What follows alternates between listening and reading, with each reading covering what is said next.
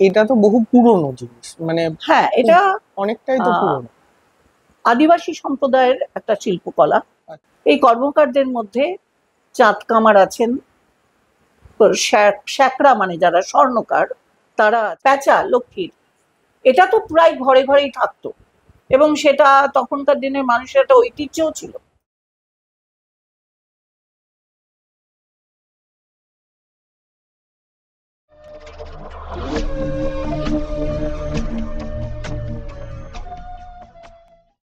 নমস্কার, আমি রাহুল কুন্ডু। আলপনা art studio presents Tapati শিল্পকথাকে নিয়ে আমরা আবার আপনাদের সামনে চলে এসেছি। ম্যাম, তাহলে আজকে আমাদের আলোচ্য বিষয় হচ্ছে ডোকরা। ম্যাম, এই ডোকরাটা কি, এর অরিজিনটা কোথা থেকে আমরা পাচ্ছি? ডোকরা কারুকলা, কারুকদের হাতে তৈরি। আচ্ছা, এটা লোককলার শ্রেণীভুক্ত। অন্যান্য লোককলার মতো এটিও এক সময় ভীষণ জনপ্রিয় ছিল। আজকে ইন্ডাস্ট্রিয়াল রিভলিউশনের জন্য বিভিন্ন জিনিসপত্র তৈরি হয়ে গেছে এবং এই বিভিন্ন জিনিসপত্র তাদের চাহিদা অনুযায়ী মানুষের ঘরে ঘরে পৌঁছে গেছে। একসময় ডোকরা যারা তৈরি করতেন তারা আমাদের গৃহস্থের জন্য অনেক কিছু তৈরি করতেন, যে জিনিসগুলো প্রতিটা গৃহস্থের ঘরেই কিছু না কিছু প্রয়োজনীয়তা তার ছিল। কিন্তু বর্তমানে এই ডোকরা ভারতবর্ষে যতটা জনপ্রিয় আছে তার থেকে বেশি বিদেশের বাজারে এর চাহিদা। তার প্রধান কারণ হলো এটি হলো ভাস্কর্যের মতো একটি বিষয়, তবে এটাকে ঠিক বড় ভাস্কর্য হিসাবে বলা যাবে। তাহলে তো এটা তো বহু পুরনো জিনিস, মানে হ্যাঁ, এটা অনেকটাই তো পুরনো। আদিবাসী সম্প্রদায়ের একটা শিল্পকলা। আচ্ছা, প্রধানত আমরা বলে থাকি যে বিশ্বকর্মার যে পুত্ররা ছিলেন আচ্ছা, তারা এই বিভিন্ন কর্মকার শ্রেণীভুক্ত। এই কর্মকারদের মধ্যে চাঁদ কামার আছেন, শ্যাকরা মানে যারা স্বর্ণকার তারা আছেন, চাঁদ কামার, লোহা কামাররা আছেন মানে যারা এইসব চাঁদ মালা টালা তৈরি, আচ্ছা আচ্ছা আচ্ছা, লোহাকাররা আছেন, শঙ্খকাররা আছেন মানে যারা শাখার জিনিসপত্র তৈরি করেন। এবার এছাড়াও যারা তন্তু বায় মানে তাঁতি, এছাড়া সূত্রধর সম্প্রদায় যারা কাঠের জিনিসপত্র তৈরি করে, এরা সবই নাকি বিশ্বকর্মার পুত্রদের থেকে গোষ্ঠীভুক্ত। আচ্ছা, তো এখানে বলা যায় যে বিশ্বকর্মা হলেন দেবতা। তাহলে বিশ্বকর্মার পুত্র এরা কি করে হলেন? আমরা বিভিন্ন পুরাণের গল্পে পেয়েছি যে স্বর্গ থেকে অভিশপ্ত হয়ে দেবতারা মর্তে জন্মগ্রহণ করেছেন এবং জন্মগ্রহণ করবার পরে তারা নরলোকে মানুষের মতো জীবনযাত্রায় অভ্যস্ত ছিলেন। তো এখানেও এরকম একটি পুরাণের গল্প থেকে এই বিষয়টি পাওয়া গেছে এবং তাতে বলা হয়েছে যে বিশ্বকর্মার সঙ্গে এক শূদ্রাণীর বিবাহ হয়েছে। আচ্ছা, বিবাহ বলা যাবে না, তিনি পরস্ত্রী ছিলেন আর বিশ্বকর্মা ছিলেন ব্রাহ্মণ হিসাবে জন্মেছিলেন এবং তাদের মিলনে যে পুত্ররা হয়েছিল তারা এইসব সম্প্রদায়ভুক্ত। আচ্ছা, এবং তারা সবাই শূদ্রাণীর গর্ভজাত, তাই তাদের কাস্ট হিসাবে তাদের, আমাদের দেশে যেহেতু কাস্ট প্রথা আছে সেহেতু কাস্ট হিসাবে তারা অতটাও উচ্চ বর্গের নয়। তো ডোকরা কামাররাও এরকমই একটি বর্ণ যারা পিতলের জিনিস তৈরি করে। আচ্ছা, পিতলের সাধারণত থালাবাটি গ্লাস এইসব নয়, তাদের কাজ কিন্তু কারুকলার সঙ্গে সংযুক্ত। কারণ আমরা এটা ভালো করেই জানি যে বিশ্বকর্মা হলেন স্বর্গের স্থপতি। তিনি দেবতাদের জন্য অনেক কিছু তৈরি করেছেন, মানে সেখানে দেবতাদের জন্য অলংকার, অস্ত্র, রথ, আমাদের আগের টেকনিক্যাল যা সেগুলো সবই তিনি তৈরি করেছেন। এবং তার মধ্যে কিন্তু কলা কৌশলগত দক্ষতা শুধু নয়, তার মধ্যে কিন্তু একটা বোধ, নান্দনিক বোধ যেটা, সেটাও আছে। কারণ দেবতাদের জিনিস তৈরি হয়েছে, সেখানে নান্দনিক বোধ থাকবে না, এটা তো হতে পারে। তো এই যে নান্দনিকতা, এই নান্দনিকতা কিন্তু এই যে শিল্পীরা পরবর্তীকালে যাদের আমরা দেখছি যে তন্তুবায় বা সূত্রধর, এদের মধ্যেও চলে এসেছে নান্দনিকতা। তো সেখানে একটা কিরকম অদ্ভুত একটা সম্পর্ক, একটা সূত্রের মতো আছে, যেটা হয়তো এমনি বলা হয়েছে, যেটা হয়তো গল্প, কিন্তু গল্প হলেও সেখানে যেন কোথায় কোথায় আমরা একটা ওর সঙ্গে একটা সূত্র খুঁজে পাই। এটা আমাদের দেশজ পুরাণ, সারা পৃথিবীতেই এরকম সম্প্রদায়রা আছেন, কিন্তু এটা আমাদের দেশের একটা অভিব্যক্তি। তো এই ডোকরা কামাররা এক সময় যে জিনিসগুলো বানাতেন, সেই জিনিসের চাহিদা আজকে গৃহস্থের ঘরে নেই, কারণ বিভিন্ন উপকরণে আজকাল এইসব জিনিসগুলো হচ্ছে এবং সেগুলো তাদের চাহিদা মিটিয়ে দিচ্ছে। হ্যাঁ, সুতরাং ডোকরারা আর সেখানে আসতে পারেন না। গৃহস্থের ঘরে মানে কি কি চাহিদা, মানে ওরা বানাতো কি কি? ওরা বানাতো ছোট ছোট দেবদেবীর মূর্তি, লক্ষ্মীর ঝাঁপি, যেটা সমস্ত গৃহস্থ ঘরে থাকতো, কুনকে চাল মাপার জন্য যা নয়কার দিনে ব্যবহার হতো, এগুলো সবই তৈরি হতো পিতলে। কাজল লতাও কি, মানে কাজল লতা, ওরা করতো? হ্যাঁ কাজল লতা তৈরি করতো, কারণ তখন কাজল লতার রেওয়াজ ছিল বাড়িতে, মানে শিশুদের জন্য কাজল পেরে কাজল লতা রাখা হতো এবং সেগুলো সবই পিতলের হতো। এখন তার পরিবর্তে লোহা টোহা অনেক কিছু বেরিয়েছে, কিন্তু সেটা তখন মনে করা হতো এই পিতলের কাজল লতাই হলো শ্রেষ্ঠ। যেমন ধান মাপার যে কুনকে বলা হচ্ছে, এই কুনকের ব্যবহার তো আমাদের ভারতবর্ষে দীর্ঘদিন ধরে ছিল। আগেকার সময়ে এই কুনকে দিয়ে চাল মেপেই ব্যবসা হতো, হ্যাঁ ইয়ে দিয়ে হতো না, ওগুলো ডোকরার। হ্যাঁ ওগুলো ডোকরার। মানে এখন যেমন দেখবে টিনের কৌটোরা নিয়ে আসে, সেটা দিয়ে মেপে মেপে দেয়, এখনো গ্রামে অনেক জায়গায় আছে। দাড়ি পাল্লার ব্যবহার ছিল না, কিন্তু ওই কুনকেগুলো তখন যেগুলো হতো সেগুলো শুধুমাত্র মানে প্রয়োজনীয় নয়, তার ডেকোরেশন অসাধারণ, মানে ওই নান্দনিকতা বোধ ওদের মধ্যে ছিল। কারণ আমরা বলে থাকি যে এরা কলা কৌশলগত ভাবে দক্ষ, এদের নান্দনিক বোধও অনেক সুন্দর। মানে ওই যে কুনকে গুলো করতো সেগুলোর ভেতরে ওরা মানে নানান নকশা করতো, মানে তরঙ্গের মতো রেখার বিন্যাস, ধার ঘেঁষে পটিতে নানান রকম অলঙ্করণ, জালির নকশা, মানে যতটা সুন্দর করা, হ্যাঁ জালির নকশা, তার মধ্যে হয়তো মাছগুলো খেলে বেড়াচ্ছে, আবার কোনো সময় স্ট্যাগনেন্ট মানে একটা জায়গায় স্থির হয়ে আছে। আর মাছ আমাদের দেশের মাঙ্গলিক চিহ্ন, আমাদের যে কোনো শুভ অনুষ্ঠানে মাছ লাগবে। তো এই মাছের যে নকশা ওরা করতো, এটাও একটা সংকেত বাই, স্পেশালি আমাদের বাঙালিদের তো হ্যাঁ এটা একটা সংকেত বাই। তো এই কারণে আর বা লক্ষ্মীর যে ঝাঁপি বা প্যাঁচা লক্ষ্মীর, এটা তো প্রায় ঘরে ঘরেই থাকতো এবং সেটা তখনকার দিনের মানুষের একটা ঐতিহ্যও ছিল। আমার ঘরে একটা ডোকরার লক্ষ্মীর প্যাঁচা আছে বা আমার ঘরে লক্ষ্মীর একটা ঝাঁপি আছে, এটা একটা খুব ইম্পর্টেন্ট জিনিস। কারণ গ্রামীণ সমাজে সে সময় এই জিনিসগুলোই ছিল মানুষের ঐতিহ্যের কারণ। আর এই ডোকরা যারা বানাতো তারা আদিবাসী সম্প্রদায়ের মতোই, এরা অ্যাকচুয়ালি এদের জায়গাটা মনে করা হয় যে ছত্তিশগড়, সেখান থেকেই তারা ভারতবর্ষের বিভিন্ন জায়গায় ছড়িয়েছিল। আমাদের এখানে মেদিনীপুর, তারপরে বর্ধমানেও কিছু গোষ্ঠী আছে, বাঁকুড়া, পুরুলিয়া, এইসব জায়গায় কিন্তু ডোকরাদের বাস। মানে শুধু ওয়েস্ট বেঙ্গলে ডোকরা না, ওয়েস্ট বেঙ্গলের বাইরেও ডোকরার কাজ হয়, মানে ডোকরা কামাররা থাকে, কারণ এরা কর্মকার শ্রেণীভুক্ত বললাম, ডোকরা কামাররা থাকে। এদের যে কলা কৌশল সেটাও কিন্তু যথেষ্ট জটিল। জটিল বলতে আমি এই কারণেই বলছি যে ওদের প্রত্যেকটা ফর্মের জন্য একটা করে মডেল বানাতে হয় এবং এই মডেল দু রকমের হয়, একটা হয় নিরেট আর একটা হয় ফাঁপা। ঠিক যেরকম ভাবে আমরা দেখেছি দক্ষিণ ভারতে চোল ব্রোঞ্জ, হ্যাঁ দেখবে কতগুলো হয় একদম সলিড আর কতগুলো হয় ফাঁপা। ওদের নটরাজ মূর্তি বা যেগুলো আমরা মানে ওই যে ভোগ মূর্তি বা যেগুলোকে আমরা দর্শন মূর্তি, যাত্রা মূর্তি বলে থাকি, যেগুলো আর কি ধরো উৎসব দেব, আর কতগুলো হলো ধ্রুবদেব।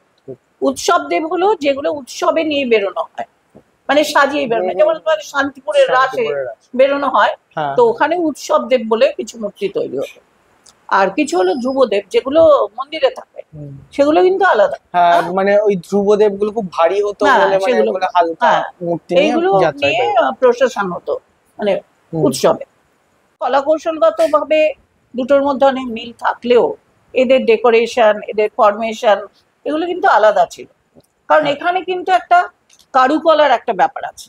মানে এই ডোকরা, আমাদের এখানে যারা ডোকরা বানায় তাদের মধ্যে একটা লৌকিক সারল্যও আছে। মানে লৌকিক সারল্য বলতে যেটা বোঝায় সেটা হলো এরা কিন্তু কোনো ঠিক পটুয়াদের মতো এরা কোনো মূর্তি তত্ত্ব মানেন না। এরা মোটামুটি ভাবে একটা তৈরি করে দিল এটাই হবে। আর এরা যে তৈরি করেন জিনিসগুলো সেগুলো সব পিতলের। মহিলারা এসে কাজললতা মূর্তি গড়ে দেওয়ার কথা বলতেন, ছোট ছোট, তাদের পছন্দ করতেন। তাহলে তো মানে ওনাদের সাথে ওনাদের সম্পর্কটাও খুব ভালো হ্যাঁ, ছিল। মানে আগে যেমন সম্পর্কটা মহিলারা ছিল, বেরোতেন না বা পরপুরুষের সামনে মানে আসতেন না, সেই জায়গায় ভালো ছিল। মানে এরা তো প্রয়োজনীয় জিনিসপত্র নিয়ে বাড়িতে আসতো, এবং এটা কিন্তু একদম মেয়েদেরই দেখার জিনিস। একটা কাজললতা কিরম কিনবে সে সময় পুরুষ সেসব দেখতো না। এখনকার যে সমাজের যে পরিবর্তন হয়েছে তাতে অনেক আলাদা হয়ে গেছে। একটা কাজললতা কিরকম হবে, একটা লক্ষ্মীর ঝাঁপি কিরকম হবে, একটা লক্ষ্মীর প্যাঁচা কিরকম হবে, সেটা কিন্তু তাদেরই নির্দেশে হতো, বিশেষ করে গিন্নিমা যারা থাকতো। আর তারা তখন ওইগুলো দিয়ে তাদের কাছ থেকে চাল বা যেরকম বিনিময় কোথায় যাওয়া হয় সেটা নিতেন। টাকা পয়সা সেরকম চল ছিল না। আর ওই পুরোনো কাঁসা পিতল ভাঙা যেগুলো আছে সেগুলো নিতেন, যাতে ওদের ওগুলোকে পরে রেডি করতে সুবিধা। আর ডোকরা কামাররা ওই কি করতো, যখন ধান উঠে যেত, আগের কথা বলছি এটা, এখন বর্তমানে নয়। ডোকরা কামাররা ধান উঠে গেলে ওই জমির ধার ঘেঁষে যে ইয়েগুলো পড়ে থাকতো সেগুলোতে ভাটি জ্বালাতো। ভাটি জ্বালিয়ে ওই ভাটিতেই তারা ওই গলাতো আর কি পিতলটা। পিতলটা গলিয়ে ওখানে প্রত্যেকটার জন্য আলাদা আলাদা মোল্ড তৈরি করে ওই পিতলটা ঢালতো। এবারে এর কৌশলটা একটা খুব সাংঘাতিক। যেসব জিনিসপত্র বানাতো তা তো সত্যিই নান্দনিক। তার মধ্যে যে অলঙ্করণ ওরা করতো, মানে ওদের মেকিং প্রসেসটা কি মোমের সুতো বলছে, মোমের সুতো। ওরা প্যারাফিন ওয়াক্স, বি ওয়াক্স, রজন, সর্ষের তেল সব ব্যবহার করে। এছাড়া ওদের কাঠ কয়লা লাগে, কাঠ কয়লায় আগুন জ্বালায়, সেই আগুনে ওরা সেঁকে মোমটা। মজার ব্যাপার হলো বি ওয়াক্স এবং প্যারাফিন ওয়াক্স। প্যারাফিন ওয়াক্স দিয়ে ওরা কি করে, প্যারাফিন ওয়াক্স দিয়ে একটা মোল্ড বানাবার পরে তার উপরে যে সলিড কোটিংটা, সলিড কোটিংটা করে। আর এই যে নকশাগুলো দেখছো, এই বা ওই যে জালি নকশা, এই সব নকশাগুলো হয়েছে মোমের সুতো দিয়ে। মানে প্রথমে এর উপরে এটা আটকে দেওয়া হয়েছে, একটা মোমের প্রলেপ দেওয়া হয়েছে। প্রলেপ দেওয়ার পরে এই যে নকশা বা এই যে কানের মধ্যে নকশা দেখছো বর্ডারে, এই নকশাগুলো সব মোমের সুতোর। এই যে মোমের সূত্রটা যে বানায় সেটা বি ওয়াক্স দিয়ে। কারণ বি ওয়াক্স কিন্তু প্যারাফিন ওয়াক্সের মতো নয়। প্যারাফিন ওয়াক্সের মধ্যে একটু শক্ত ব্যাপার থাকে, বি ওয়াক্সের মধ্যে সেটা নরম, একটু নরম ব্যাপার থাকে। তো বি ওয়াক্সের সঙ্গে ওরা কি দেয়, রজন দেয় আর সর্ষের তেল দেয়। আর সবচেয়ে মজার ব্যাপার হলো ওরা কোনো প্রপোর্শন বলতে পারবে না, যে 250-র মধ্যে 500 দেবে, 300 দেবে, এসব বলবে না। ওরা শুধু একটাই কথা বলবে যে আমি বানাচ্ছি, তুমি দেখো। এবং ওরা যখন বানাচ্ছে তখন এদের অভিজ্ঞতা এত বেশি যে ওরা ওই একটা সুতো তোলে, যেরকম আমাদের গুড় জাল দিয়ে সুতো তোলে না একার দিনের মহিলারা, ওই সুতোটা ধরেই ওরা বুঝে যাবে। পাশে একটা জলও রাখে, জলের মধ্যে সুতোটা ফেলবে, সুতোটা ফেলে ওটা ধরবে, ধরলে দেখবে ওটা নরম আছে না শক্ত হয়ে যাচ্ছে বেশি, তখন ওরা সর্ষের তেল অ্যাড করবে। এগুলো ওরা করে, মানে ওরা ওখানে দেখে ওরা বুঝে যায়, ওরা বুঝে যায় যে এটা দিয়ে কাজ হবে কি হবে না। বর্তমানে কি হয়েছে, বর্তমানে তো এই ডোকরার এই চাহিদাগুলো নেই। এখন ওরা বর্তমান বাজারের চাহিদার জন্য বিভিন্ন রকমের মূর্তি বানায়। সেখানে হয়তো সাঁওতাল একটা কাপল বা গ্রামীণ মানুষের যে কাজ করে জেলে বউ, ওদের সরস্বতী মূর্তিটাও কিন্তু, হ্যাঁ, দেবদেবীর মূর্তি ওরা প্রাচীনকাল থেকে তৈরি করতো। সেগুলোর চাহিদা অনেক আছে, যেমন গণেশের প্রচুর চাহিদা। তো সেগুলো ওরা মানে প্রথম থেকেই করতো। এখন ওরা নতুন অনেক কিছু বানায়, জুয়েলারি বানায়, হাতি ঘোড়া বানায়, এসব ওরা অনেক কিছু বানায়। বাচ্চা কোলে নিয়ে মা দাঁড়িয়ে আছে, এরকম প্রচুর পুতুল ওরা বানায়। এবং সেই পুতুল কিন্তু আমাদের দেশ থেকেও বিদেশে তার চাহিদা প্রচুর। কলা কৌশলের দিক থেকে ওদের মানে যথেষ্ট দক্ষ হতে হয়। কেন দক্ষ বলছি, বিশ্বকর্মাও কিন্তু তা ছিলেন। বিশ্বকর্মা কিন্তু মডার্ন টেকনোলজিরও দেবতা। আজকে যে মডার্ন টেকনোলজি তার দেবতাও কিন্তু বিশ্বকর্মা, কারণ স্বর্গের এই সমস্ত কাজগুলো ওনাকেই করতে হতো। তো এই শ্রেণীর মানুষেরা, আমরা তাদের যতটাই ছোট করে দেখি না কেন, তাদের আমরা ইতর বলতে পারি, অভদ্র বলতে পারি, ঠিক যেরকম আমাদের বটতলার সাহিত্য একসময় আমাদের কাছে ইতরের সাহিত্য, ছোট লোকের সাহিত্য। মানে আপনি যেটা বটতলা উডকাট প্রিন্টিং, যেটা বটতলার সাহিত্য, উডকাট প্রিন্টিং তো ছিলই, তার সঙ্গে বটতলার সাহিত্য আমরা বলতাম। অভিজাতরা তাদের সবসময় বলতো এইগুলো কেউ পড়ে না, কিন্তু এটা ঠিক যে সেই সাহিত্য কিন্তু টিকে আছে। এবং আজকে যে ভাষায় লেখা হয় সেই ভাষা, হয়তো ভাষাটা ছিল প্রাচীন, এখন কথ্য ভাষায় এর থেকেও অনেক বাজে কথা হয়তো আমাদের বইয়ে আছে। হ্যাঁ, কিন্তু আমরা অভিজাতরা এক সময় এটাকে যথেষ্ট হেয় জ্ঞান করতাম। আবার এই অভিজাত মানুষরা লুকিয়ে সেটা পড়তেন, এটাও জানা যায় যে অভিজাত মানুষেরা লুকিয়ে সেটা পড়তেন। এখন দুটোর মধ্যে ফারাক কতটা সেটা যারা পাঠক তারা বলতে পারবে। এই যে শিল্পীরা, মানে যারা কারুক, এই কারুকরাও ওদের মতোই, মানে ওই ইতর শ্রেণীর লেখকদের মতোই এদেরকে আমরা জ্ঞান করি, কিন্তু এটা আমরা কোনো সময় ভেবে দেখিনি যে এই কারুকদের মধ্যে কতটা ক্রিয়েটিভিটি, কতটা সৃষ্টিশীলতা আছে। যদি আমরা এই ব্যাপারটাকে এখনো উপলব্ধি না করতে পারি, কারণ বর্তমানে আমরা দেখতে পাই যে এদের অবস্থা কিন্তু সেভাবে ফেরেনি। গ্রামে গিয়ে দেখা যাবে এদের অবস্থা কিন্তু সেভাবে ফেরেনি।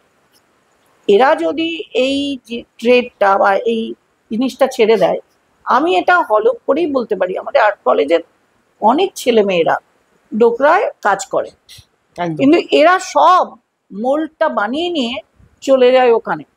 মানে মোল্ডটা বলবো না, বিষয়টা বানিয়ে নিয়ে, মানে মাকেটা করে নিয়ে বা ওই অরিজিনালি এটা মাটি দিয়ে করে চলে যাবে, কাস্টিং করতে চলে যায়, কাস্টিং করতে চলে যাবে ওখানে।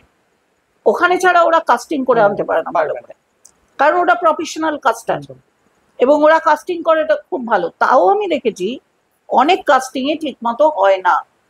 তার প্রধান কারণ হলো যদি কাঁচা হাতে কাজ হয় তাহলে কি হয়, ওরা যেমন কি ওদের তো বিজনেসের ব্যাপার, ওরা ওটাকে খুব ভালো করে করে। আর আমরা যারা বানাই আমাদের অনেক জায়গায় কিন্তু লিঙ্কলেস হয়ে যায়, মানে ওখানে আর মেটাল ঢোকে না। আচ্ছা, এবং মেটালটা যদি ওখানে না ঢোকে, ওখানটা এবড়ো ফেবড়ো হয়ে যাবে, কিছু পড়বে না, কিছু পড়বে না। আর মেটালটা না ঢোকার কারণটা কি? না ঢোকার কারণ হলো ওখানে কাজটা ঠিক করে হয়, মানে মোমটা ঠিক করে হয়তো লাগে। এবং ওরা দেখবে দু রকমের মাটি ব্যবহার করে, একটা মাটি তৈরি করে তুষ মিশিয়ে, আরেকটা মাটি তৈরি করে বালি চেলে সেই বালি দিয়ে। একটা হলো ওদের লাল মাটি, ওইটা ওরা ইউজ করে। আমাদের এখানে তো সেসব মাটি পাওয়া যায় না, ওখান থেকে আনাও সম্ভব না। এখানে করতে গেলে তখন আমাদের বালি মেশাতে হয়। ওরা এই তুষ মাটিটা ওই ভেতরে দেয়, যাতে পুড়ে যাওয়ার পরে তুষ মাটিটা হলো যেগুলো বানায় হলো থেকে বের করে ফেলতে পারে। এই যে, আর মোল্ডের জন্য আলাদা মাটি ব্যবহার করে। আর ওদের যেটা গ্রামীণ প্রথা ছিল, ওই মোল্ডের মধ্যে ওরা একটা চ্যানেল রাখতো, মোল্ডের ভিতর থেকে ওই যে বানালো মোম দিয়ে চ্যানেলটা ওর সঙ্গে তৈরি হলো, ওই চ্যানেলের মাথাটা বের করে রাখতো। আচ্ছা, তারপরে মোল্ডটা করা হলো, মানে মাটি দিয়ে ওর উপরে ওটা প্রথমে একটা রাফ মোল্ড করে শোকানো হবে, তারপরে তার উপরে একটা আরেকটা প্লাস্টার দিয়ে শোকানো হবে, তারপরে ওর উপরে একটা ফানেলের মতো বসাবে, ওই যে চ্যানেলটা, তারপরে ফানেলের মতো বসাবে, ওই মাটির ফানেল, ওই ফানেল দিয়ে ওই ইয়েটা ঢালবে, মোমটা ঢালবে। অথবা ওই ফানেল দিয়ে ফানেলের মধ্যে ওই ভাঙা পিতলগুলো দেবে। আচ্ছা, ভাঙা পিতলগুলো টুকরোগুলো দেবে, দিয়ে ফানেলের মুখটা বন্ধ করবে, বন্ধ করে ওটাকে ধরে বড় বড় সাঁড়াশি দিয়ে ওই ইয়ের ভাটির মধ্যে ফেলবে। আচ্ছা আচ্ছা আচ্ছা। এবং তারপরে একটা মজার জিনিস হলো ওটাকে ওই ইয়ে দিয়ে নাড়ায়, মানে ওই সাঁড়াশিটা দিয়ে এরকম ভাবে নাড়াবে যাতে মোমটা গলে সমস্ত জায়গাটায় মেটালটা ঠিক করে পাস করে। আচ্ছা আচ্ছা আচ্ছা। মানে এটা একটা ওদের অদ্ভুত প্রসিডিওর, যে প্রসিডিওর আমাদের মতো লোকের পক্ষে সম্ভব না, সত্যি না। মানে ওরা ওই আগুনের মধ্যে দাঁড়িয়ে ওই ভাটির সামনে যা কাজ করে, এটা আমাদের মতো মানে যাদের অভ্যাস নেই তারা ওটা করতে পারবে না। একদম। আর ওরা ওইটাকে যখন নাড়ায় তখন ওরা এদিকে আরেকটা মোল্ডের ছিদ্র রাখে, ওখান দিয়ে একটা ব্লু মতো ফ্লেম বেরোয়। আচ্ছা। ওই ফ্লেমটা দেখে ওরা বুঝে যায় যে পুরো মোল্ডের মধ্যে যে যে জায়গাগুলোতে মোম দিয়েছে সে জায়গায় ব্রোঞ্জ ঢুকেছে কিনা। ওটাকে ওরা যেভাবে ঝাঁকায় না, ভাবতেই পারবে না যদি মানে পুরোটা যাতে কভার পুরোটা করে, কভার করে, পুরোটা সেইটা ওরা করে। কারণ পিতলটা দিয়ে ওদের তো পুরোটা কভার করে। একটা মূর্তি নষ্ট হওয়া মানে ওদের অনেক লস। তো সেইটা অনেকে রেখে দেয়, অনেকে সেটাকে খানিকটা পরিষ্কার করে, খানিকটা রাখে। এটা আলাদা একটা ইয়ে নান্দনিকতা আছে। তোমরা নিশ্চয়ই মীরা মুখার্জির নাম শুনেছো, শিল্পী। হ্যাঁ হ্যাঁ হ্যাঁ। মীরা মুখার্জি কিন্তু এই প্রসেসে প্রচুর কাজ করেছে, আচ্ছা। প্রচুর। জানি না কটা কাজ তোমরা দেখেছো, মীরাদি প্রচুর কাজ করতেন। Thank you ma'am. অসম্ভব একটা সুন্দর আলোচনার মধ্যে দিয়ে আজকে গেলাম আমরা। আজকে আমাদের বিষয় ছিল ডোকরা। তো অনেক কিছু অজানা বিষয় আজকে আমরা জেনে নিলাম এই আলোচনার মাধ্যমে। আর অবশ্যই যদি আপনাদের কোনো প্রশ্ন থাকে তাহলে প্লিজ আমাদেরকে সেটা কমেন্টের মাধ্যমে জানান। আর একদম ভুলবেন না লাইক এবং সাবস্ক্রাইব করতে। সো আজকে এই পর্যন্তই। Thank you.